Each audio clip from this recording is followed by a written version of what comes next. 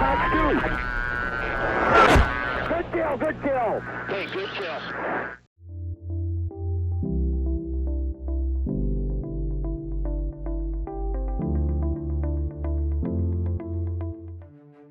Beginning in the late 1950s, the US Navy sought a long-range, high-endurance interceptor to defend its carrier battle group against long-range anti-ship missiles launched from the jet bombers and submarines of the Soviet Union. They outlined the idea of a fleet air defense aircraft with a more powerful radar and longer-range missiles than the F-4 Phantom II to intercept both enemy bombers and missiles at a very long range. The aircraft that was to be built was also expected to be able to defend itself once it had fired its long-range missiles. The F-14 Tomcat was designed as both an air superiority fighter and a long-range naval interceptor, which enabled it to both serve as an escort attack aircraft when armed with Sparrow missiles and a fleet air defense loitering interceptor role when armed with Phoenix missiles. The F-14 was designed with a two-seater cockpit and a bubble canopy, which affords all-around visibility, aiding the aircrew in air-to-air combat. It features variable geometry wings that swing automatically during flight. For high-speed intercept, they are swept back, and they swing forward for low-speed flight to provide more lift. This is often needed for dogfighting. The F-14 first flew on the 21st of December 1970, just 22 months after Grumman was awarded the contract, and reached initial operational capability as early as 1973. AIM-54 Phoenix missile testing from the F-14 began in April of 1972. The longest single Phoenix launch was successful against a target at a range of 110 miles or 200 kilometers in April of 1973. Another unusual test was made on the 22nd of November 1973, when 6 missiles were fired within 38 seconds at Mach 0.78 at 25,000 feet, of which 4 scored direct hits. 1 broke lock and missed, and 1 was declared invalid after the radar signature augmentation in the target drone, which increased the apparent radar signature of the tiny drone to the size of a MiG-21, failed, causing the missile to break track. This gave a tested success rate of 80%, since effectively only 5 missiles were tested. This was the most expensive single test of air-to-air missiles ever performed at that time. The F-14 saw its most intense action in the hands of the Iranian Air Force after the Iraqi invasion sparked a war that would last from 1980 to 1988. Iranian Tomcats were originally used as an early warning platform, assisting other less sophisticated aircraft like the F-5 or the F-4 with targeting and defense. They were also crucial to the defense of areas deemed vital by the Iranian government, such as oil terminals and industrial infrastructure in the capital Tehran. Many of these patrols had the support of Boeing 707 in-flight refueling tankers. As fighting escalated between 1982 and 1986, the F-14s gradually became more involved in the battle. They performed well, but their primary role was to intimidate the Iraqi Air Force and avoid heavy engagement. This was to protect the fleet's numbers. Their presence was often enough to drive away opposing Iraqi fighters. The precision and effectiveness of the Tomcat's AUG-9 weapons system and the AIM-54 Phoenix long-range air-to-air missiles enabled the F-14 to maintain air superiority. Iran claimed their F-14s shot down at least 160 Iraqi aircraft during the Iran-Iraq War. Many of those kills were credited to the AIM-54 Phoenix, which proved capable of hitting small maneuvering fighters at ranges inside of 30 to 40 miles. Despite the circumstances the F-14s and their crews faced during the war against Iraq, the F-14 proved to be successful in combat. It achieved this in the midst of a confrontation with an enemy that was constantly upgrading its capabilities and receiving support from 3 major countries: France, the US, and the USSR. The F-14s would go on to have a distinguished service career in both the United States and Iran, setting the bar high for future fighters as one of the best air superiority fighters and long-range naval interceptors, all in one package.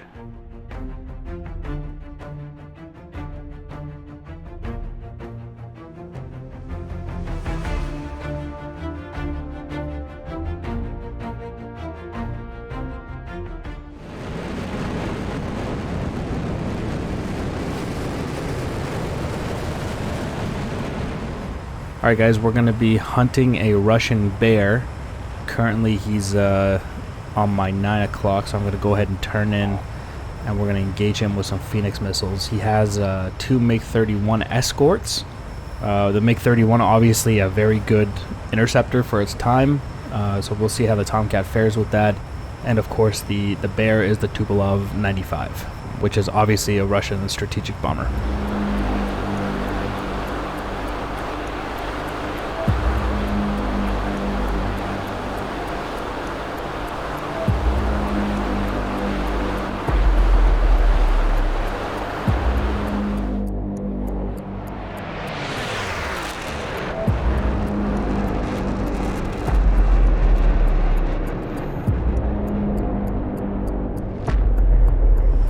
So keep in mind that the MiG-31s are shooting the R-33, not to be mistaken with previous videos where they've been shooting the R-37, which is a modernized Russian missile. It is a hypersonic missile.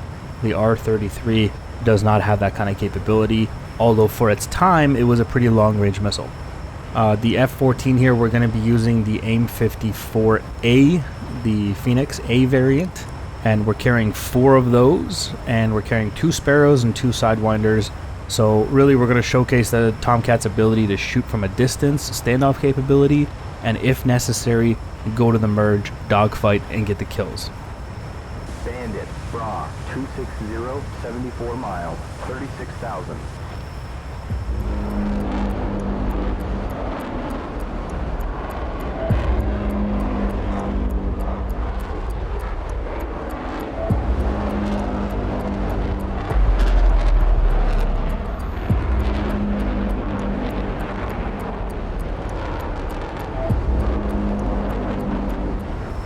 Bandit's now at 74 miles. We've got nails on our 12. Okay.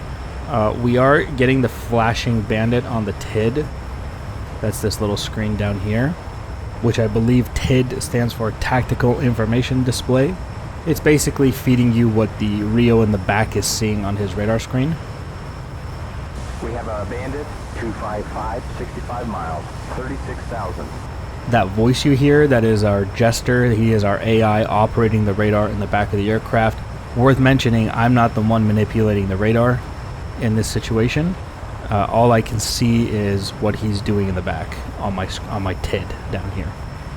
So I want to get close. I want to get like within range of what the Iranians were doing at 40-ish miles. He's locking us. If we wait to 40 miles, we're kind of replicating what the Iranians were doing with their Phoenix. Okay, 56 miles at 34,000. This is altitude here. This is range. And if we wait for like 40-ish miles, we're going to replicate basically what the Iranians were doing, where they could get Phoenix kills on small maneuvering targets, like fighters. There's a big misconception that the Phoenix can only hit a bomber. That's just not true. If you get close enough, the Phoenix is very capable of turning, maneuvering, and hitting small fighter-sized contacts. And that's what we're going to try to showcase here today. Once again, waiting for about 40-ish miles to take this shot here. Roger that. See if we can get a lock. Okay, STT lock here. At 46 miles, 45 miles. Roger that. Break that lock. Let me make sure we have the closest target locked. So we're going to go beyond visual range. There. And we're going to say STT lock, specific target down here. And we're going to take the closest one, which is here. Got him, STT. Alright, STT lock, the closest Bandit.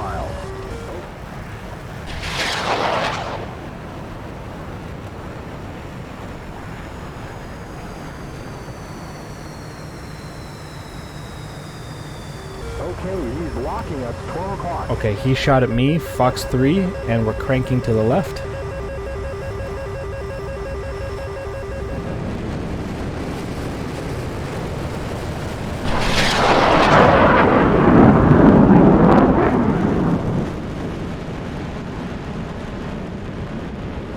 So before anybody asks why I put him in an STT lock or a single target track instead of track while scan, remember that this is track while scan in the F-14 is 60s, 70s technology. It's not very good. It is not the F-15's track while scan.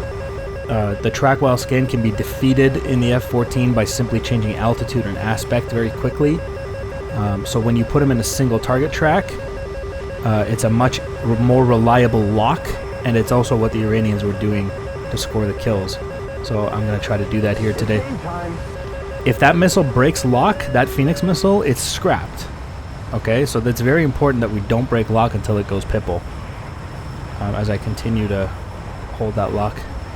Let's give him another one right here, Fox 3. Target, 16 miles. That Mig-31 had to dump all of his altitude to defend that Phoenix missile. And now he's on the deck. He's probably going to try to notch this one. I can see in the cons the bomber. The TWS track of the F-14 is good for bombers because they're, they can't move as well as small maneuvering fighters. So you can hold a TWS track on a bomber a lot easier than you can a fighter, right? For fighters, I'm almost always going to use STT lock, unless for whatever reason I think he's not paying attention. This guy's got a missile out. Missile launch, 12 o'clock. Yeah, it's coming right over here. There is a bandit, Foxhound, 10 o'clock, 4 miles. Yeah, and we'll pull up. There we go, missile didn't track. Hit the water there. Okay, I lost that Mig-31. I'm going to engage the guy up high.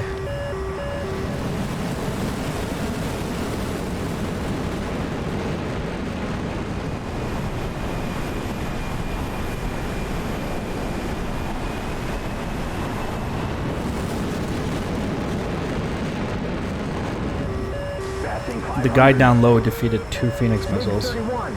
Let me shoot this bomber. Fox 3. So that bomber's dead. He's gonna die for sure.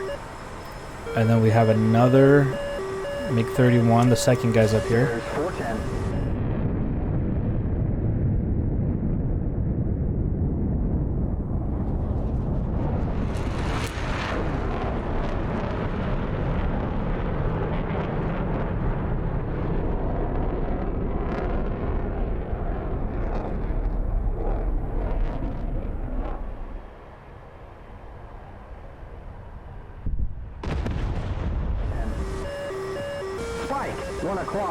Okay, that guy shot at me up there.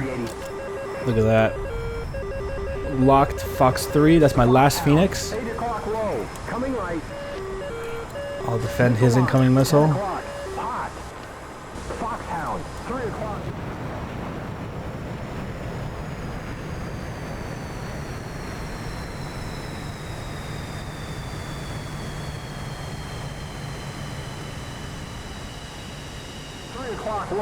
Okay, the Tupolev 95 is dead. The bear is dead. Mig-31, 7 o'clock. His missile missed me. And look at my Phoenix missile tracking. Splash 1 Mig-31. Mig-31, Got 7 him. o'clock.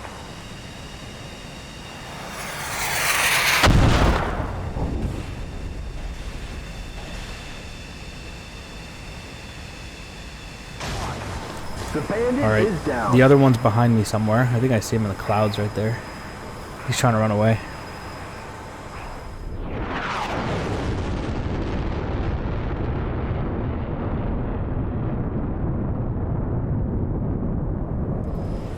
People also think the F-14 was not designed to dogfight, which is absolutely incorrect. The F-14, look how comfortable it is up close, turning around and getting a lock. That MiG-31's trying to run away because the MiG-31 is a true interceptor. It is not designed to do anything other than intercept. Where the F-14, I can hunt down anybody.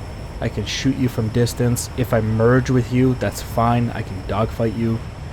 It's an amazing aircraft. I can see him visually. Let's go ahead and give him a Fox 1. He was trying to turn around there, and then I give him a Fox 1, so he's defending now. And that Sparrow looks like it's tracking perfectly. Very nice. Splash 1, 2 MiG-31s killed, and 1 Russian bear.